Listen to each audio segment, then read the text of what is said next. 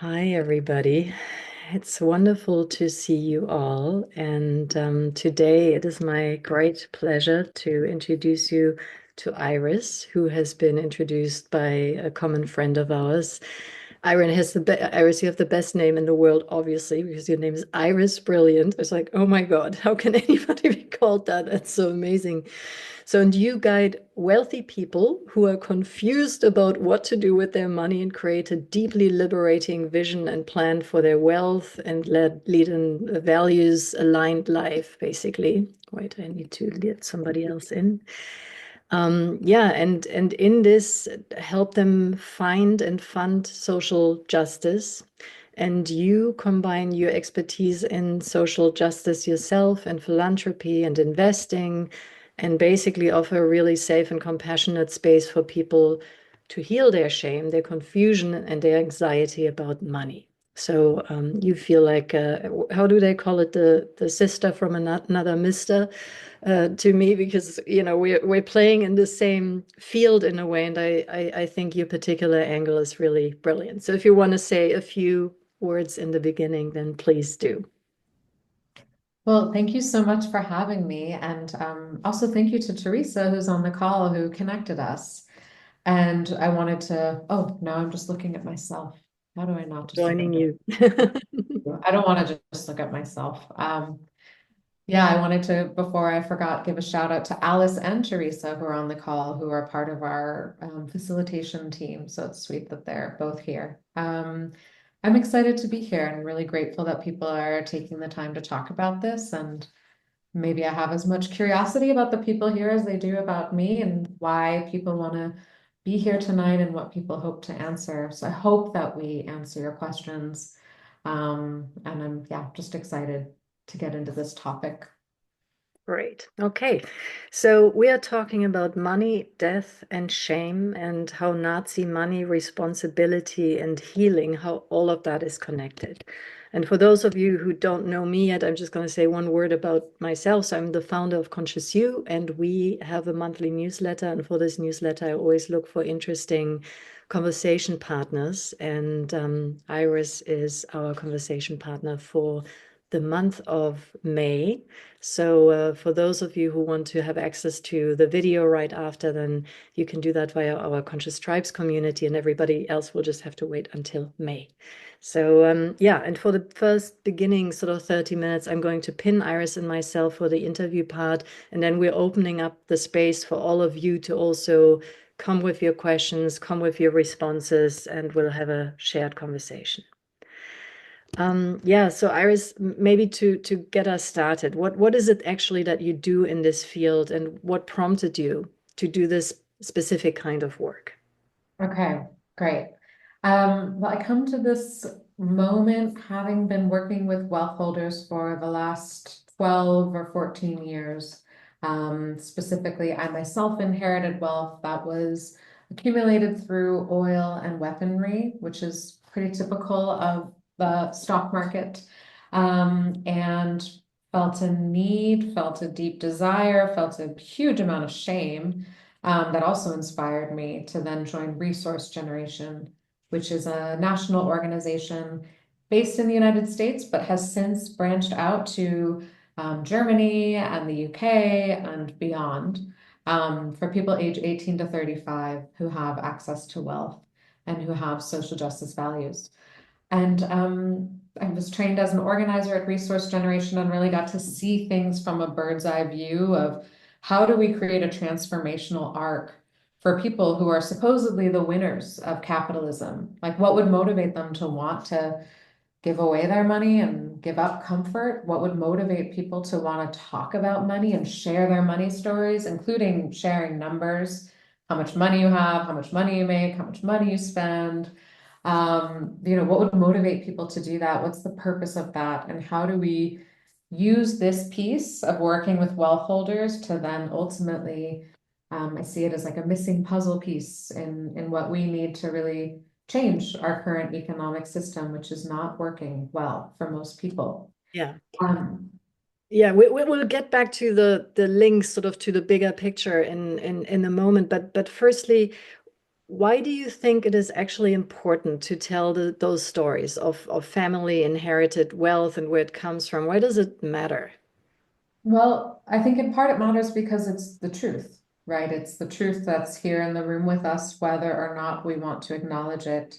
And I'm really passionate about tracing the history of money and how it ended up here in the present moment. I think personal storytelling is really captivating, inspiring, and bonding. It's an important community organizing tool. It's also really cathartic for the storyteller, right? You can tell a different story every day, including of your money story.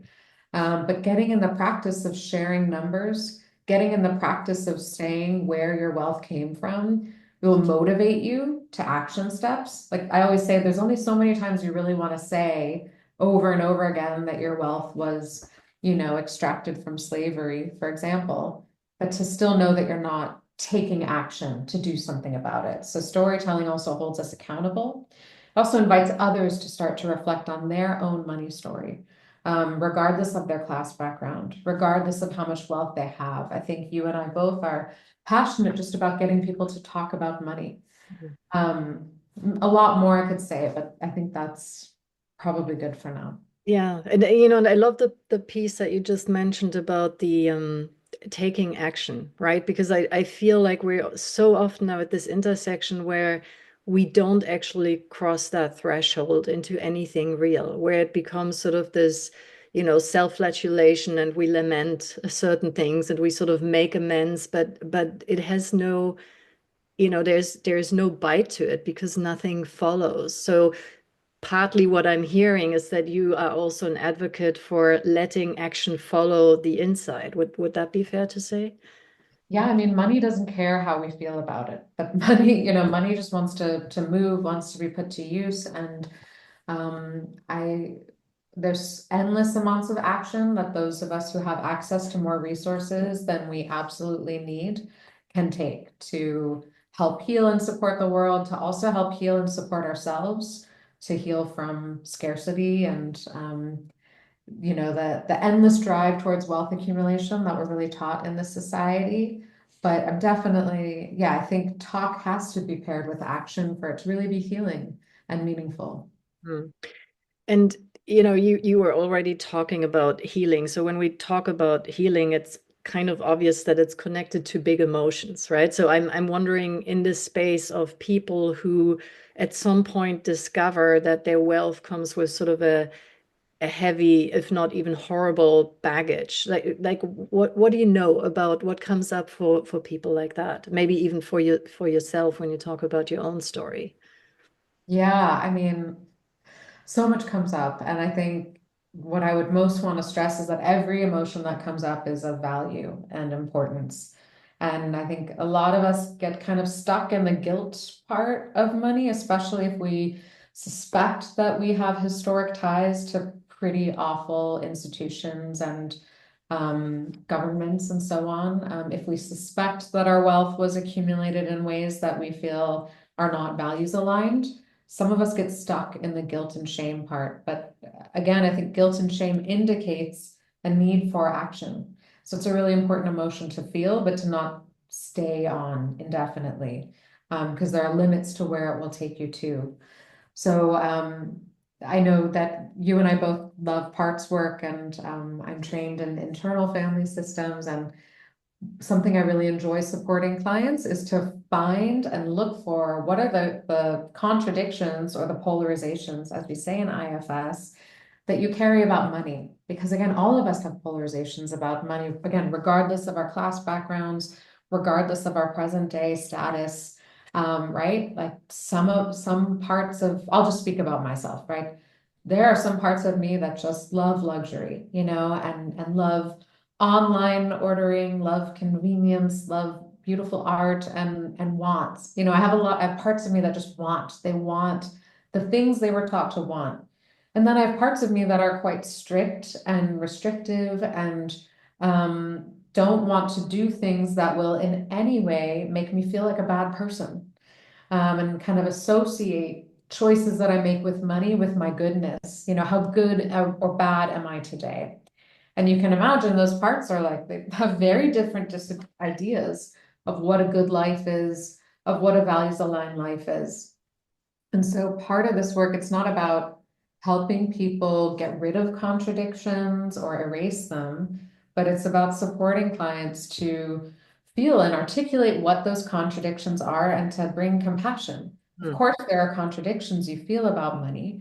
We live in this incredibly uncertain time existentially as a species. We live in an incredibly oppressive, confusing time, and yet many of us live in really liberal, progressive pockets where we feel a lot of safety at the same time. That's a lot to hold. So, yeah. You know, the when you mentioned the parts work, so I was trained in a related modality called voice dialogue, and Hal Stone, one of the two founders, developers of this methodology, he always called it a sweating between the parts, right? Because that tension creates friction, and sort of our drive is to resolve it and to find absolution and and some easy answer. And what you're speaking to is really to sit with polarities that are not always easily integrated and that are contradictory, right? And to sort of hold that tension and develop our capacity to hold that tension. So I'm wondering, when you look at the paths that come up for people who have wealth, and then maybe even on top of having wealth that is coming with this baggage, what do you feel is sort of the internal capacity that needs to be developed? How would you describe that? That needs to be developed for people to have more ability to hold these polarities, is that what you're saying? Well, I think one piece, and this is, bringing it a little bit back to the hour before dawn, which is part of why we're here, this program that we are offering that's beginning this summer for inheritors of wealth who have some connection to the NS regime, be it a very clear direct connection or an indirect connection where the wealth is in some way vaguely or explicitly connected to that history.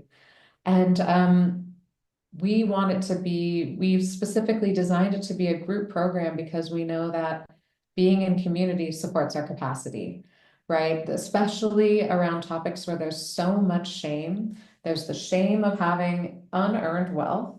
There's the shame of suspecting or knowing that wealth was made in some unsavory ways, perhaps. There's also the shame of not having had the space to really understand and sit with and heal from these histories. And so I've seen again and again that when there's a lot of extreme shame, being in community with others who can bear witness to your story and support you, and also where you're being asked to witness and support others, is just profoundly beneficial. And seeing that you're part of this bigger web, just like the community you have of others who are grappling with similar questions as you. Part of it is also really doing an emotional intake of, and what are you afraid of discovering, and what might you be tempted to make that mean about your character? What might you be tempted to make that mean about your family? And also, what do you hope to get from diving into this history, diving into this research of where your wealth came from, about your family's level of participation in this regime and since then, right? What do you hope to gain from that? What are your goals? So part of it's also about setting really concrete goals and helping people set their own individual concrete goals so they know exactly what they're trying to do. That will make the kind of challenging moments a little more tolerable. Hmm. Can you give an example for, because I'm wondering if I would embark on this kind of a journey of discovery, would I even know what my goals are yet? How do I find out what I want in relation to this It's a really search? good question. I think there's layers, right? So part of it is like in the application we have people start to answer the question of why they're interested, why they want to do it now. That's a question that we have. So that helps people just start to even begin to connect with their own motivation for doing it. And then interviewing people who are interested and asking them deeper questions about their motivation. All of that kind of sets the groundwork for helping people assess what their goals are. And then part of it is also about supporting people to have the time to really ask themselves, what is it you want to learn about your family's history by the end of this program? What are some concrete action steps you can take regarding the money you have access to support the healing and repair of that past? So I think, yeah, there's concrete ways of doing it, and in some ways there's also like a spiritual, emotional dimension of just like really what is your purpose in being here and in wanting to spend your weekends and your time to do this work. And that usually isn't that hard to find. Mm. And for you, what are your hopes when you work with descendants of sort of the NS regime here? What would you hope they get out of this? How they see themselves, how they interact and see their families, how they participate in today's political landscape? Yeah, I have a lot of hope and excitement. And I should also say, I'm a newcomer here. I moved to Germany just 4 months ago to live with my German partner and his daughter. So I come in with hope and also as a full-on outsider. And my hopes based on both the pilot workshop series that we did last summer on the same topic. Um, I was able to see that with just a little bit of compassion, a little bit of guidance, a little bit of structure and care, there's so much people can do here.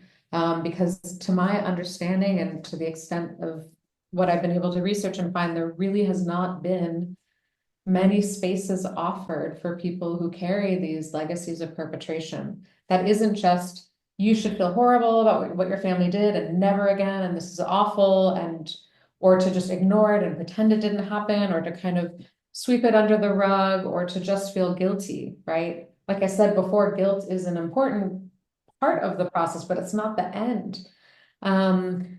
So my hope is that people who do this program will feel a lot more clarity and understanding about the exact shape of their baggage that they carry, right? To really understand, okay, this is my family's contribution to what happened to this, dark stain in the past, you might say.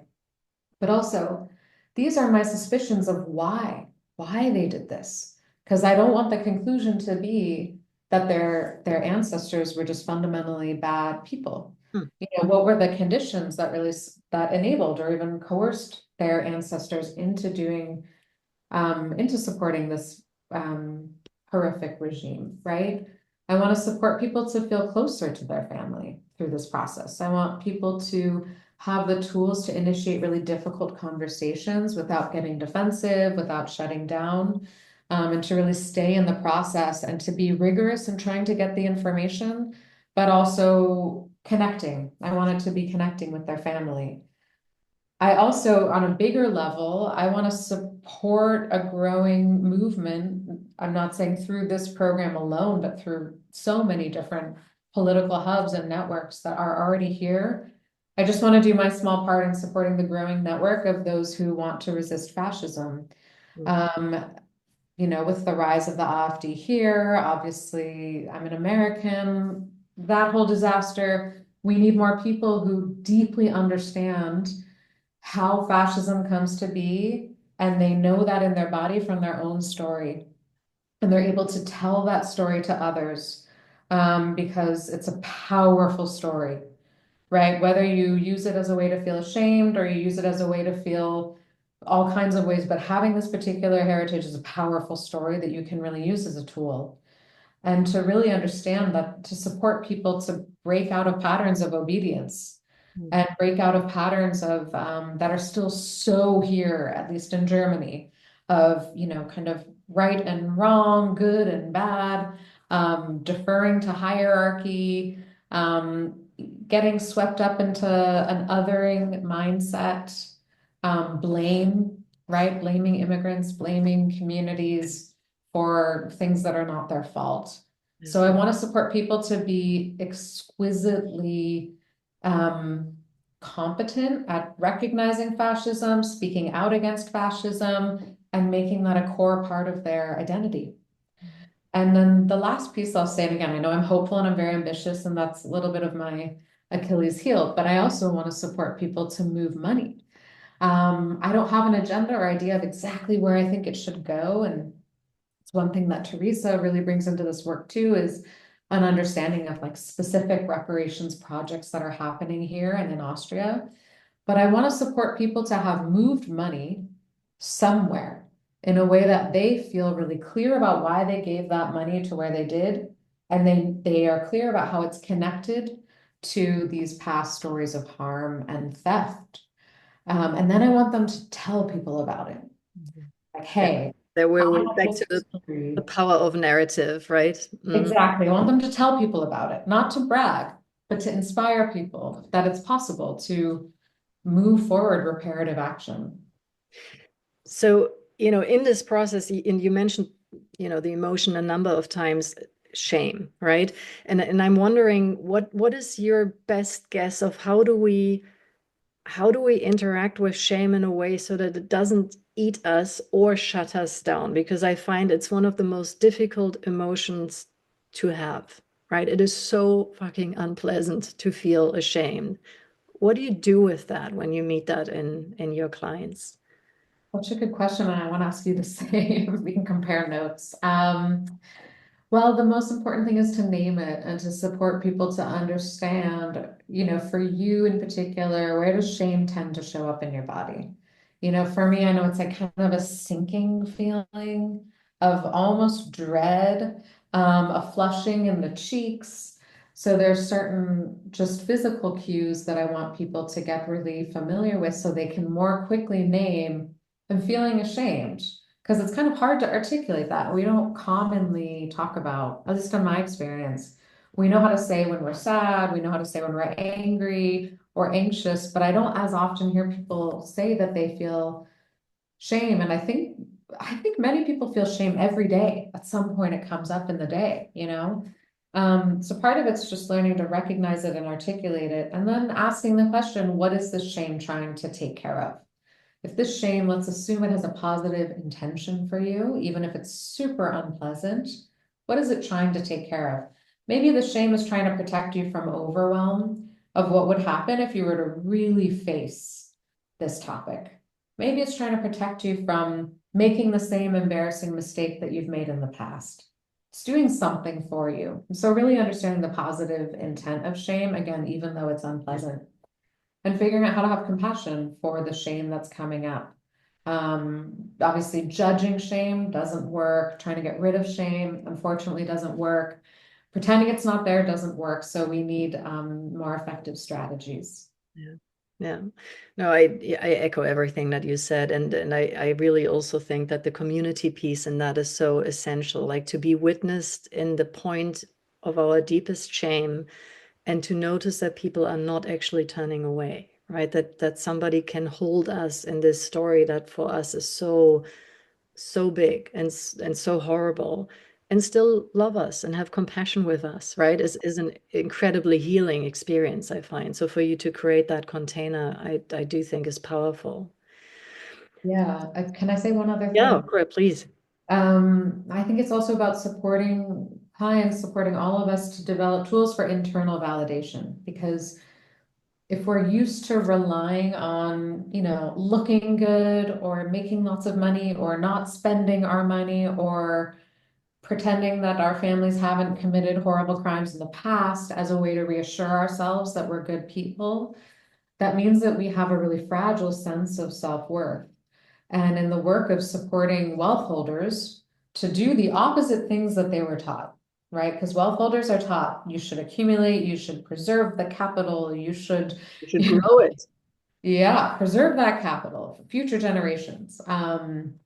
There's so much pressure to do those things. So when we're supporting clients to do something that feels in their body like, oh, I shouldn't do this, supporting people to share their money story and say how much money they have. Oh, I shouldn't do this. Now we have the audacity of supporting people to claim that they have Nazi heritage. Whoa, that's going to be challenging. Um, we have to support people to both connect again with the why. Why are you wanting to do this? And also get a little, it's like some exposure therapy too, right? Like the more you do it, the easier it gets to Yeah. start to say these things out loud and to, as you said, do them in community has an exponential benefit. Yeah. And earlier you mentioned the term othering, and I noticed that in Germany we have a very particular type of othering. So of course, we have all the otherings that other people have too, like the foreigners, the strangers, the people who have a different skin color. But we also have an othering with the Nazis, right? So that it's somehow something that is away from us, that is separate from us. And you've probably heard these stories where basically every family has a narrative about somebody who was hiding Jews or being actually in the resistance, or when they were shooting, just shooting up in the air. Like they all of these weird narratives, because that's other, that's not us. And when I was preparing for our interview today, I thought, well, one way maybe to even connect is to realize, just by the virtue of us being in this room here together, right? Being part of the industrialized Western world means that whatever luxury I can enjoy, it is actually based on exploitation and slavery, right? If we really look at it. That's right. Right. So how far do you think it is helpful or not helpful to also name that as a shared reality, a shared context, regardless of my specific family background? Well, there's so much to say here. So if I lose sight of your question, will you pull me back? Because I might. I'm really excited about this topic. And in preparing for this as well, I was thinking about how there's a way in which we make the Nazi regime so unique and special. It was like uniquely evil, and the people who participated are uniquely awful. And in the United States, we do that with slave owners, right? Uniquely horrible people. It's a uniquely, when I tell people, oh yeah, I've supported descendants of slave owners to give back land to Black communities in the US South, people's eyes get huge. Oh my God, descendants of slave owners, they must, it's so horrible. And they're excited. It's almost like there's like a foaming at the mouth of like, oh my God, pure evil, finally, right? Because it's like reassuring to know that there's pure evil, because then you can be grieved. And that happens here too with like I really resent Hollywood's portrayal of Nazis, because I think it, again, it just gives people this relief that there's some pure evil, that then I don't have to do any self-investigation of ways in which I am vulnerable and prone to participating in fascism. I'm prone to being a bystander. I'm prone to being complacent. I'm prone to, being too attached to material comforts to consider housing somebody who might need it, right? And so it kind of denies us responsibility. And I want to give a shout out. I'm reading a really amazing book. It's called Cultural Trauma and Collective Identity. And it's a bunch of different writers, but there was a quote that I wanted to bring in here because there are two different chapters about the inheritance of perpetration and what that does to us and what it does to our psyche. Um, Demonization is reversed heroification. So demonization is reversed heroification. And I think what the author means by that is, when we talk about how uniquely awful and evil the Nazis were, we're still participating in making them special, but they're not. There are unique things about that regime that we can talk about, including the how quickly things happen and to the scale that things happen and at the moment in time that they happened. And horrific things did happen, and I in no way mean to downplay that. Um, I myself am Jewish, and my grandfather's family was murdered in Auschwitz. So this is very close to home. But at the same time, it's not unique in the sense of so many different moments in history, including in American history.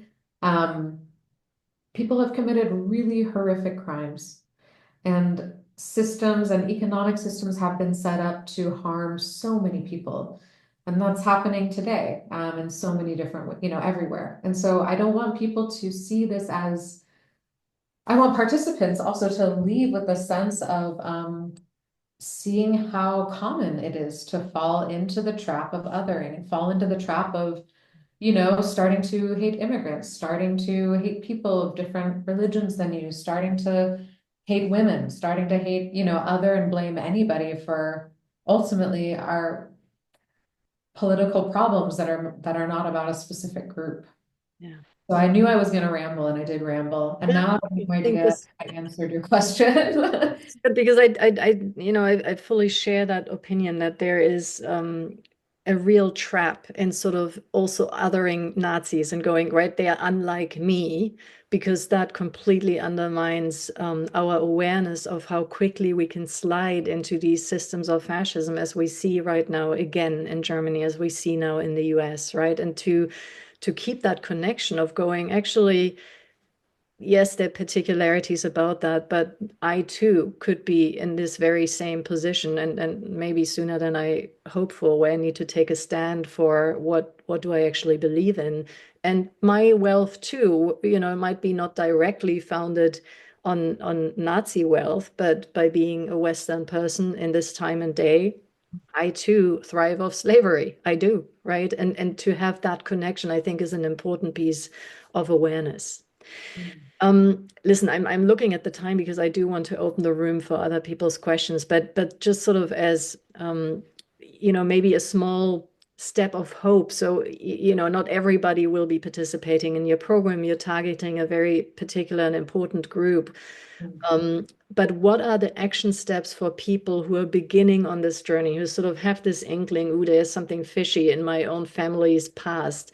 What could they do to begin exploring this bigger theme in their own family? Yeah. So possible reflection, I would begin with some reflection questions, be it through journaling or, voice memoing or whatever it might be, collaging, whatever is your medium, of just asking yourself, what am I afraid of discovering? And how is it serving me to avoid finding out that information? I'm sure it's serving something, right? What is it genuinely, not in a sarcastic way, what is it serving me to avoid digging into the past? What am I afraid of discovering? And on the other hand, what is the pain that I'm carrying in my body of not, and in my psyche of not really knowing my family's past, of not having the answers, or of just having suspicions and fears? What is that particular burden, or what does that feel like? And then considering, what is one person or resource I can go to find out just a tiny bit of information. Maybe it's just that you go to your parent and say, like, hey, can you just tell me again some of your memories of grandpa or things that you knew about him? Can you remind me again how old he was and this year? Just slowly gathering a little bit of information.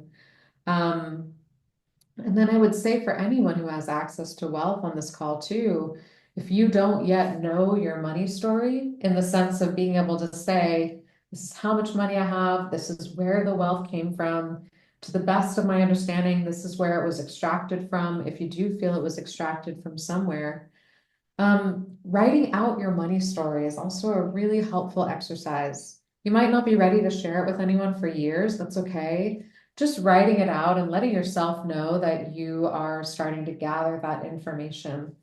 Um, Maybe it's also that you then ask yourself, what's one little step I can take to find out more about the story of our family's wealth so that I can have more clarity about what I'm carrying with me?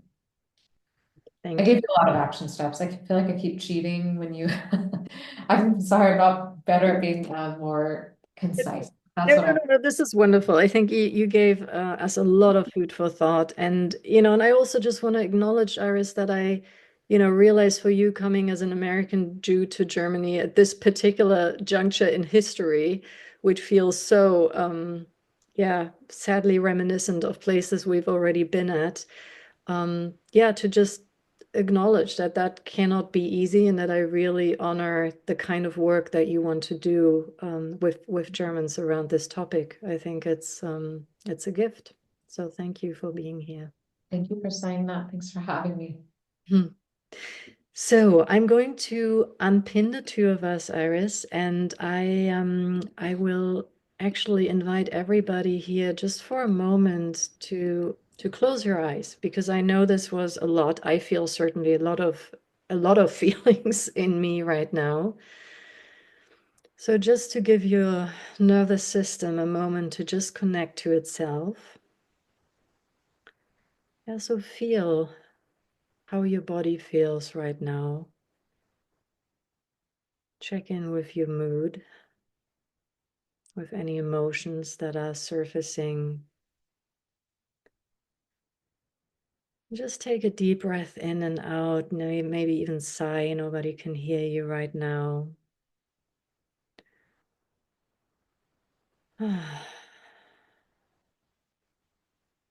And coming from this perspective of different inner parts or selves, maybe even notice that different voices in you have raised their hand, have raised their voice, have an opinion about this, have a reaction to this.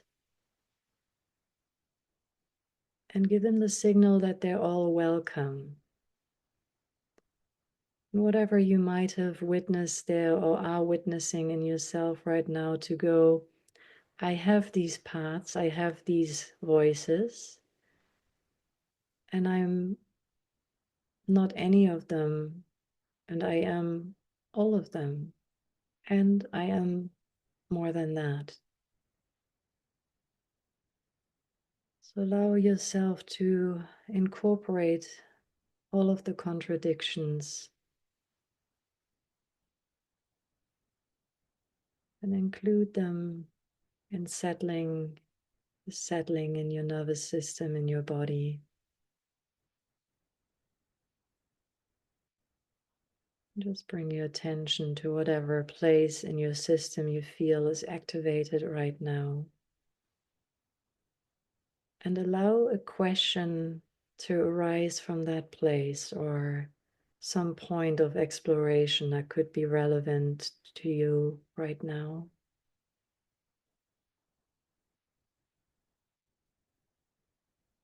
That'll just give us a moment for that to become more clear before I open the space.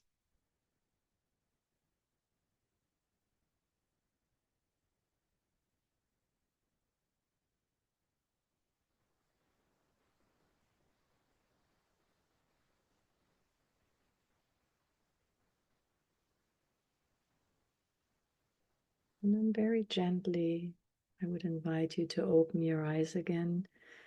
And if you can go on camera, I would invite anyone who might not be, actually, I think most of us are, but if you can go on camera, open your camera and just for a moment, really connect to the people in this room, like really look the faces, come a bit closer to the camera.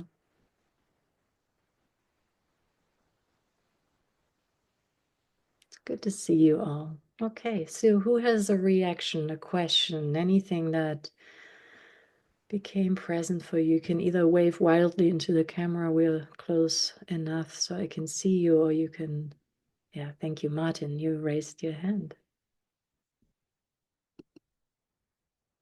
You need to unmute yourself. Yeah. Yeah, so thank you very much, first of all, for this very interesting conversation. I have a question concerning, where might this journey is heading towards to, and so there's a German researcher, Bernhard Laum. He wrote a book about sacred money, where he says kind of the roots of money might come from sacrifices, that people felt guilty what they did, and so the priest shaman has to find out what to give back to the gods, and by quantifying that, money came into the world. But way back before, the other stories start, what money is and when it comes to. So the connection to money in terms of shame, guilt, debt seems very strong. It's even in its roots, it's baked in kind of, maybe. And so I wonder, quoting someone else, um, Joseph Beuys, he said that capitalism is one step in the development of money. And so if we put this now together, money comes from sacrifices, debts, and guilt. And we have now this time of capitalism, which might transform money into something else. From your work, what would you say? What is maybe the next step of money if we kind of maybe get money out of those spheres of debts, of guilt, of shame? Or will it be still connected? Or do you already experience something emerging that money can become something else or different qualities being connected to? That's such a beautiful, big question. My feeling and my thoughts right now are that I would like to see money taken out of just the individual choice and moved into, for example, I don't think the top 1% should have a right to choose whether or not we want to pay taxes, right? Because there's so many tax avoidance strategies that are available to us. And I have a lot of clients say, well, should I pay taxes or should I just give it to an NGO? And while I think that's a valid question, I don't think we should have the ability to make that choice when others don't get to choose if they have to pay taxes or not. And similarly, when we're talking about inherited wealth, do I want to give it away? Do I want to share my resources with others? Do I want to keep it all? I think there's just so much put on individuals. And in the future, I would like there to be, instead of the assumption being that everyone is on their own to figure out what they want to do with their money, or their debt or whatever it is they carry. Instead, it's what do we want to do with the money we have in our community or the debt we have in our community? I want it to be a we problem, not an I problem. And I want there to be fewer opportunities for people to amass the levels of wealth that they're able to amass today. I don't want that to be possible in the future. And I also don't want it to be possible for people to have as much debt as they have. So um, those are some of the things that I'd like to see. And I do see, there's a growing movement, at least in the US. I still have yet to really get to know and get educated on what's happening here in Europe and in Germany. But there's a growing movement of worker-owned co-ops, of collectives, of really unique kind of business structures that have more horizontal, not vertical leadership, of mutual aid, of resource sharing. People are really returning to this idea of wanting to build power within your local community. And I think that's something that can withstand a recession. That's something that can withstand the ups and downs of our economy. And I want everybody to get to have that, including myself, as someone who's still in the I. I'm not in the we yet, but I would like to be. Thank you. Thank you, Martin, for this question and your answer, Iris. And one piece that I sort of picked up on where I think also our work connects is that I hear when you do this work with people, something shifts in their capacity to allow money to flow again, and maybe it can flow with a different emotion. So because I do believe that on an energetic level, right, it makes a difference if I give money away out of a feeling of guilt and shame, or if I give it from a place of love and really wanting support, a values-based cause. And that's another piece that I think is sort of emerging. Muna, you have your hand raised. Can you unmute yourself? A few months ago, my grandbrother tried to abuse me, and by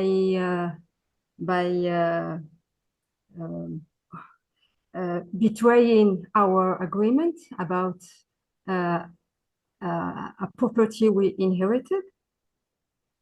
And when I made the parallel, and I discovered that my mother had been abused by her sister and had been betrayed.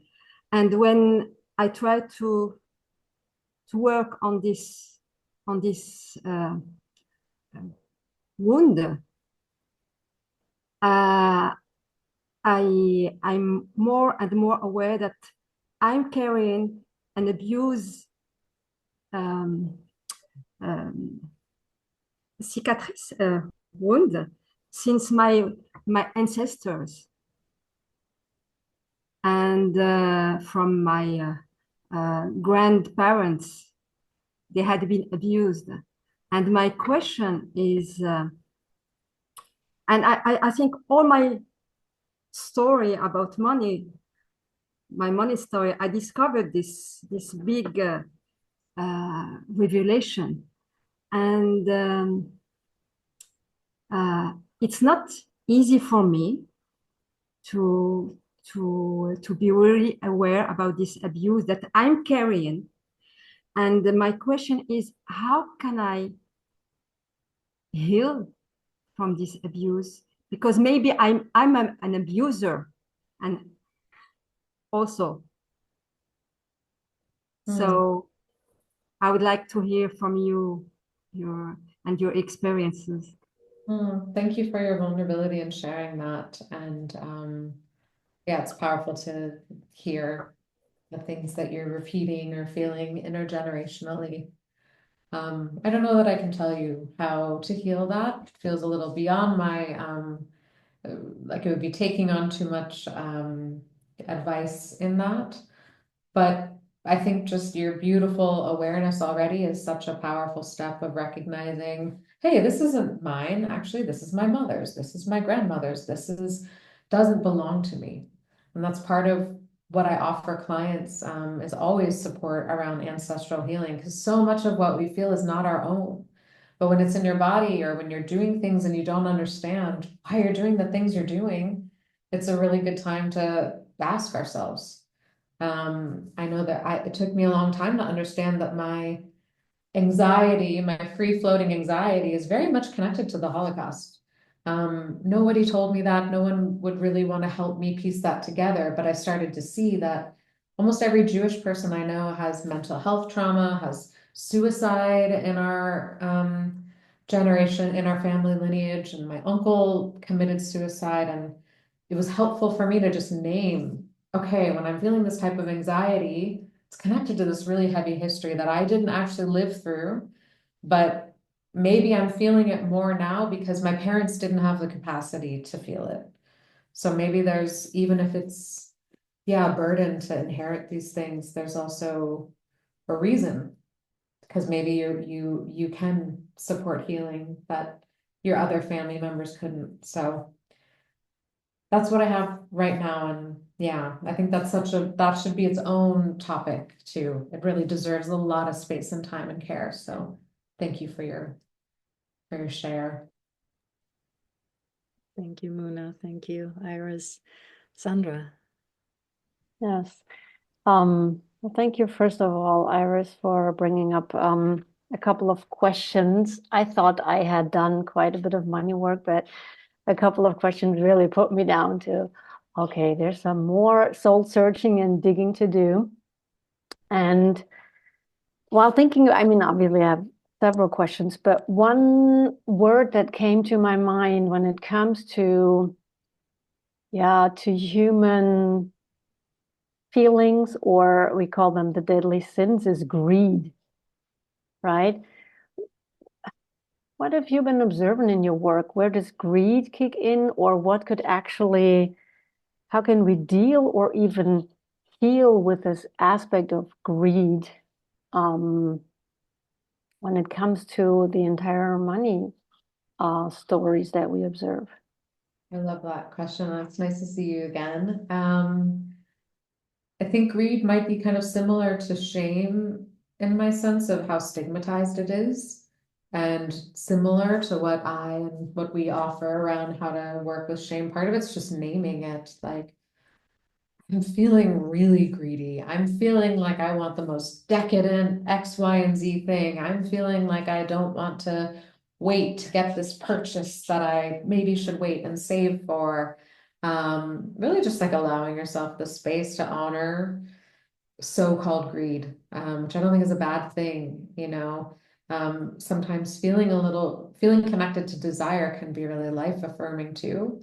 I know in coming out of times of depression, when clients are able to feel some desire, it's a good sign of being alive. But of course, when greed is taken to extreme measures, it's super dangerous. So is shame. And so part of it's just about naming it and allowing it to be there. And maybe also asking the question of, is there something this greed is, or this so-called greed or this desire is trying to help me avoid? Is there like a discomfort that I don't want to feel about something? Maybe it's the discomfort of having to wait to buy something. Maybe it's the discomfort of not quite having as fancy of a thing that you wanted, or not being able to impress someone with something. And doing what you can to just nurture, like usually at the other end of these feelings, there's like an inner child who's just needing some nurturing, that's feeling insecure, or feeling unable to handle the circumstances. And I know that's moving a bit more into also more therapy, but I say honor and name your greed, make a drawing of it, give it a name, play with it, engage with it. It doesn't have to be some horrible thing that's avoided at all costs. And a lot of people here have inherited patterns that are shaped by Christianity, which is kind of making me think about the last question from you, Muna, and you, about just the inherited patterns and that we carry from religion too. Even if our parents weren't practicing, even if we aren't practicing, it's still, I feel Christianity everywhere here. As a Jewish person, it's very strong. Even if people are all secular around me. So that's just something else to also explore, that maybe you're operating within a framework, a religious framework that you didn't realize you were, about judging some of these qualities and feelings that aren't really you. Thank you. Thank you for bringing in that topic. That's another really rich layer of exploration around this. Nina, you have a question or a comment? Yes, thank you. And thanks for this great conversation. So I'm from Germany, and all my grandparents had been teenagers during the Nazi years. And so then my great-grandparents, mainly the great-grandfathers, had been involved in the war. And the pattern in my family had been to not speak about anything. So there was this big silence until I, probably around 10 years ago, started to investigate by myself and met more silence. Pretty much. I got some information from my grandfather, but then he passed away. And it was actually more factual information, but at least it was some information. And over the past 3 years, then I connected to an uncle on a deep level. I mean, we've been in touch before, but on the very, like, in my family, so it's more superficial contact. Nobody talks about these deep topics. And it's been super helpful talking to him and getting more information. But so I guess my question is, how do I come to terms, or how do I find a balance between doing the research and going there and wanting to know more, and just coming to terms with that maybe I will never find out? Yeah. And then the emotions that come up with that. Yeah. So. Thank you so much for that. I feel moved by what you shared, and that's so great that you've been really trying to get information, even though you're being met with resistance. And I think part of this work is being, as rigorous as we can. And there are lots of archives, and there's a lot that was documented, and sometimes it takes, again, part of what we'll be doing in our program is equipping participants with the tools to navigate archives, to navigate the resources that are here that, again, are in a lot of abundance. So part of it's having rigor, and then part of it's also just accepting that you won't find out everything. We can't ask our ancestors the questions we'd want to ask. So there's so many questions I wish I could ask my grandfather, who was part of the Jewish mafia in the United States. And I'm like, did he kill somebody? And why did he join the mafia? And did he like being in the mafia? And what was that all about? And I can't ask him those things. I mean, I can ask him, but I don't hear an answer back. So part of this work is about being with the unknown, and part of it's about and letting the unknown be part of our stories. Doesn't mean you don't have to wait until you find out every piece of information to then start sharing your story, to then start engaging with others around what it means for you that you carry this past. And I do see a lot of like perfectionism here in this culture, and a fear that if you don't get it right, if you don't find out every little detail, it's not worth doing, or it's not worth exploring or sharing. And I really want to resist that and just say, you can also have blanks in your story, you know? I know that my grandfather did this, and then he probably did blank, and I don't know exactly what that is, and I probably won't ever know. So there's a lot of tools we can engage with things we don't know and don't understand. And yeah, we won't ever know all of it. And Iris, to maybe add to that, I love your notion of dealing with the blank, and also Nina, of trusting your body, right? So that's something that I learned through the somatic work that I did with my somatic practitioner. She said there are answers that are on a visceral level where you may never fully understand the story cognitively, but you know, so to trust that. And Iris, for context, Nina is also the wonderful person who does our newsletter for Conscious You. So I'm really loving the sensitivity, Nina, that you bring to the story. And when you will edit Iris's interview, then to bring all of that into this container too. So that's beautiful. Martin, to conclude, what's your comment or question? Yeah, I just wanted to add to the last part, talking about, you know, what to know or not to know. And as you already said, I think there's so much intelligence in our bodies, which we are not aware of actually how to bring that into those kind of work right now. I mean, I'm working a lot with improv theater, and I just remember one session once when I did a solo rehearsal with myself. I just do out of an impulse whatever happens, and that was a session I started to embody oil, gold, and money, and that was so insightful. You know what those seemingly inanimate materials want, or how they feel, or what kind of drive they have, and just bring it to the body, plus all the history and all the past, and suddenly there's so much more you start to understand or feel or see, and the whole richness, you know, how we are embodied and part of the bigger forces, you know, which we are most of the time just on a very superficial level, which is scripture and talking. And yeah, this is just, I wanted to add to this discussion. I think the embodiment of those forces and energies is very helpful and very important. Thank you, Martin. Yes. You guys, I just put this whole thing on tiles again so I can see all of you. I just want to get a sense in the room if there is somebody who hasn't dared to say something. Fabian, you just unmuted yourselves, because it's a topic. So I just want to make sure that we've had everybody's voice in the room. So Fabian, what's cooking for you? It's fine. I unmuted myself because we will do the closing ritual. Okay. No questions here. No questions here. Not now. Okay. Thank you, Fabian. Anybody else who hasn't dared yet, but somehow feels they want to be heard? Teresa. Maybe just a very short remark. Like I'm very, very honored and grateful to be here, and it feels very special because like there's so many things coming together. I'm sitting here and I'm seeing Nadja, with whom I've done my own money work with the Peter Koenig system, and I'm here hearing Iris speak, who I found out because I researched how in the world we could end inequality that exists in this extent for a documentary film I wanted to make. And there she accidentally just shared a little bit about that, what she wanted to do with the Nazi money, and that connects so much to all the work that I've been doing around commemoration and in Austria and digging into the Nazi past of my own family, of my country, and so on.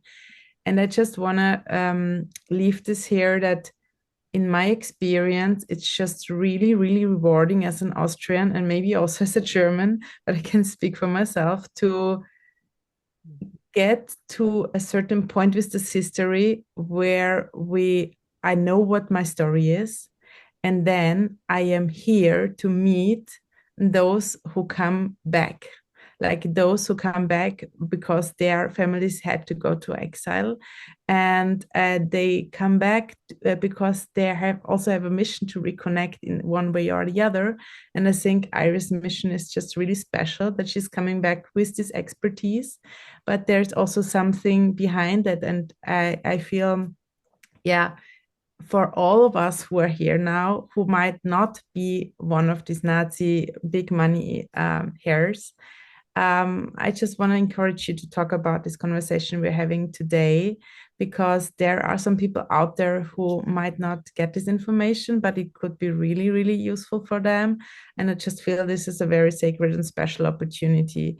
And Iris and Justine are putting so much emotional labor into this as Jewish Americans, with this history and with their expertise, offering this to us in this cultural context. And yeah, just really important for me to say, hey, please spread the word so that this meeting can happen really in a very strong and powerful group. And yeah, I'm very much looking forward to supporting Iris and Justine in what they're doing. Amazing. Thank you so much, Teresa.